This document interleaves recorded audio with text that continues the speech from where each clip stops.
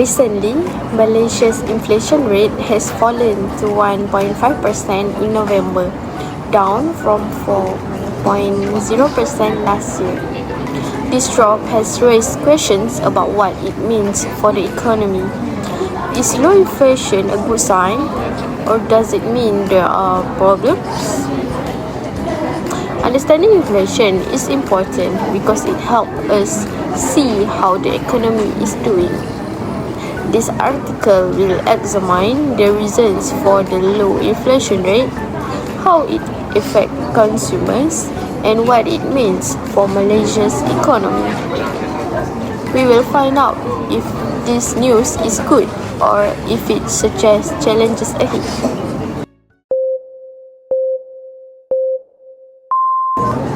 Hi, Assalamualaikum. My name is NAZRIN binti Muhammad NORDIN. ID number BME 2311037. Hi, my name is Ahmad KHUZAIFAH bin AZLAN. My number ID is BME 2311031. Assalamualaikum warahmatullahi wabarakatuh. My name is SITI NAJIHAH binti FAUZI.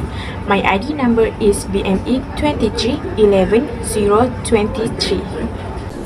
Assalamualaikum warahmatullahi wabarakatuh. My name is SYAHIR bin SHAMSHUL. We will begin with the first question. Is a low or high inflation rate an absolute indicator of an economy in a good or bad state? Explain. My answer is a low or high inflation rate is not a definitive indicator of whether an economy is healthy or struggling. It must be analyzed within a broader context. Inflation measures the rate at which prices for goods and services increases over time. When inflation is high, it can suggest that an economy is doing well, as increased demand for products often leads to higher prices. This scenario indicates that consumers are spending more and businesses are thriving. However, if prices rise too quickly without a corresponding increases in wages, consumers may find it difficult to afford everyday essentials. This situation erodes purchasing power, meaning people can buy less with their income, which can lead to a decline in living standards.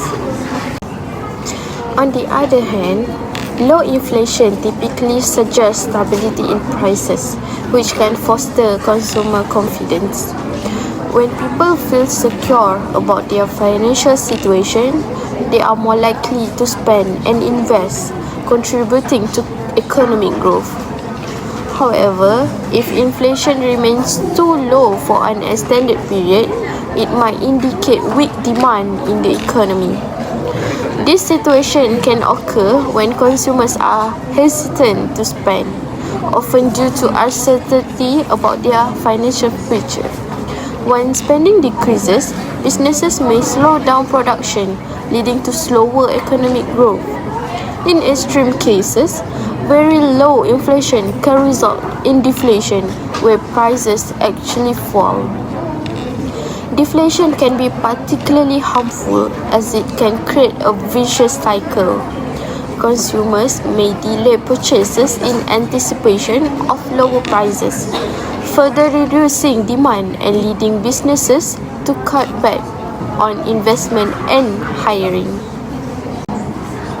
Additionally, inflation can be influenced by various external factors such as global economic conditions, supply chain disruption, and changes in consumer behavior. For instance, during times of crisis such as the COVID-19 pandemic, inflation rates can fluctuate significantly due to shift in demand and supply. Therefore, to truly understand what a low or high inflation rate means for an economy, it is important to consider these various factors and how they interact. Simply labeling inflation as low or high without examining the underlying causes and broader economic condition does not provide a complete picture of economic health. Each situation is unique, and a nuanced analysis is essential for making informed conclusions about the state of the economy. Let's move to the next question, which is identify and explain the types of inflation. Before we start with types of inflation, let me introduce what is inflation. Inflation is a gradual loss of purchasing power that is reflected in a broad rise in prices for goods and services over time. The inflation rate is calculated as the average price increase of a basket of selected goods and services over 1 year. A common example of inflation can be seen in the rising cost of everyday items such as groceries and gas. For instance, if the price of loaf of bread rises from RM2 to RM2 ringgit and 50 cents over a year, this reflects inflation. As prices increase, consumers can buy less with the same amount of money, meaning that their income does not stretch as far as it used to. This phenomenon can be driven by various factors, including increased production costs, higher demand for goods, or expansionary monetary policy. Understanding inflation is crucial for policymakers and individuals alike, as it affects saving, investment, and overall economic stability. Based on the article, got 3 types of inflation, which is demand pull inflation, cost push inflation, and deflation. Let me explain to you guys one by one. The first type of inflation is demand pull inflation. This occurs when the overall demand for goods and services exceeds the economic productive capacity. When the consumer and business increase their spending, it drives prices up due to the heightened demand. For example, during period of strong economic growth, demand pull inflation can occur as a byproduct of booming consumption. The example from the article, pre-pandemic scenario where spending exceeded supply, leading to rising inflation. The second types of inflation is cost push inflation. These types of inflation happen when the cost of production for goods and services rise and pushing up prices. Factors like rising wages, increased cost of raw material, or currency depreciation can contribute to cost push inflation. During the 1997 and 1998 East Asian crisis, Malaysia saw cost push inflation due to the depreciation of the ringgit, which made imports more expensive. Example from the article, the 1997 and 1998 crisis, where production costs rose due to the currency devaluation. Malaysia experienced a sudden fall in the value of ringgit, and inflation soared to 5.3% in 1998. Generally speaking, increased production costs are one of the factors leading to inflation in this episode. The last types of inflation based on the article is deflation. Deflation is a period of negative inflation where prices of goods and services fall. It can be damaging, leading to economic stagnation because consumer and business delay spending and investment, expecting prices to fall further. Prolonged deflation can create a vicious cycle of reduced demand and economic stagnation. Example from the article, Japan prolonged deflation which led to economic stagnation. Now, I will explain question number 3. The question is to explain the policy measures that could be effective in controlling rising inflation in Malaysia based on the article. To control rising inflation in Malaysia, several key policy measures can be implemented. One important approach is through monetary policy, where the central bank raises interest rate to make borrowing more expensive. By increasing interest rate, consumer spending and business investment decrease, which help cool down the demand. This strategy is commonly used to manage inflation that arises from excessive demand.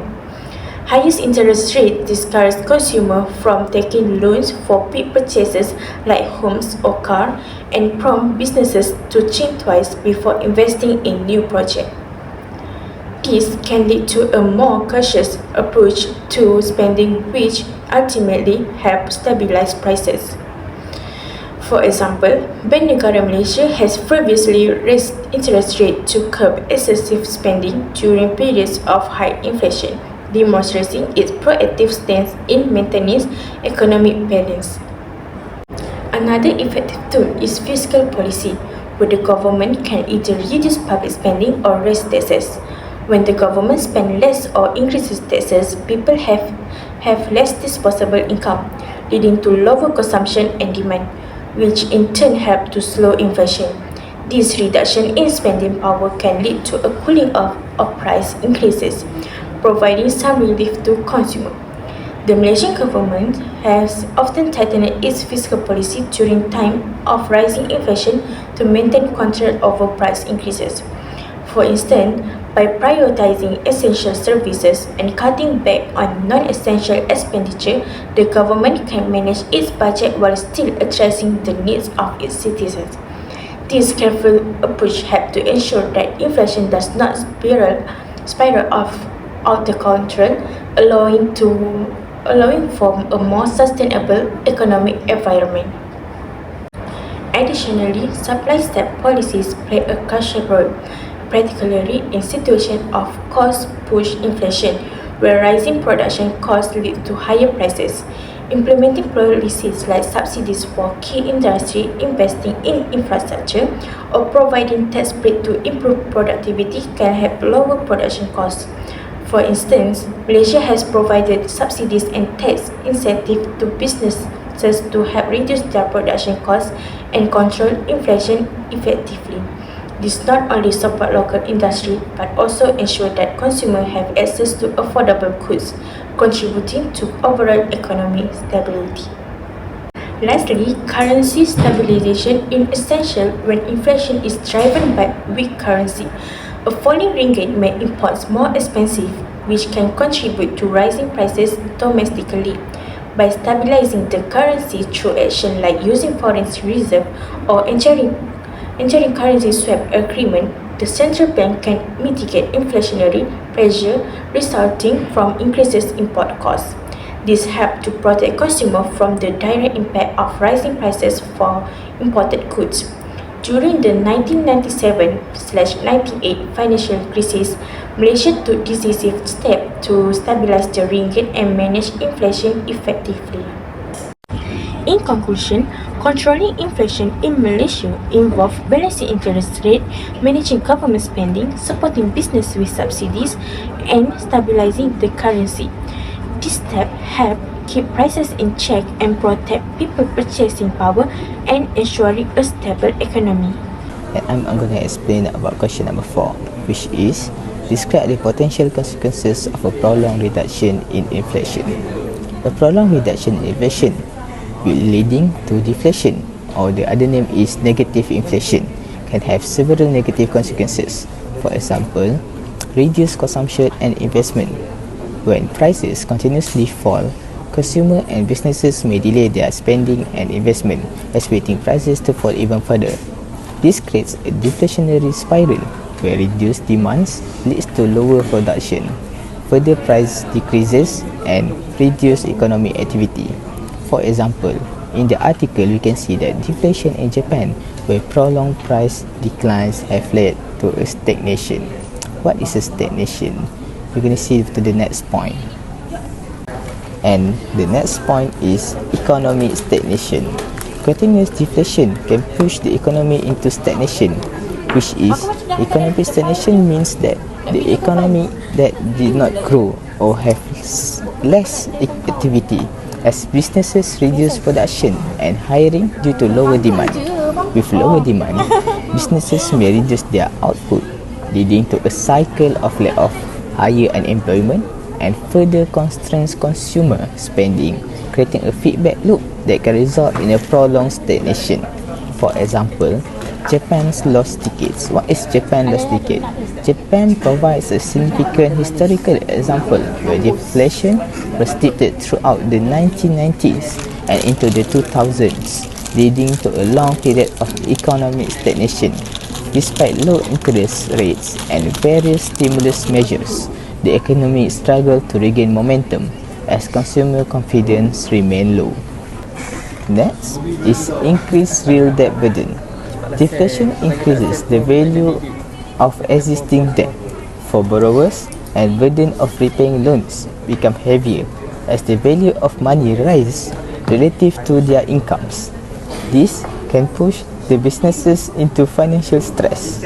For example, as we can see in the article, deflation worsening the debt burden as the real value of money increases and the product value will decreases. Last but not least is wage rigidity and unemployment. In a deflationary environment, wage tends to remain sticky, which is do not decrease easily. If business faced with declining prices but are unable to reduce wage, they may resort to layoff, which is increase the unemployment. As we can see, high employment resulting from a reduced business activity during prolonged deflation means if there is no activity, there will be no employer, and will be no employer, there will be no work. No work, there will be more money crisis. And in summary, while moderate inflation is necessary for economic growth, a prolonged reduction or deflation can severely hamper economic stability by reducing spending, increasing debt burdens, and leading to stagnations, which will be a very long period and will be hard to overcome.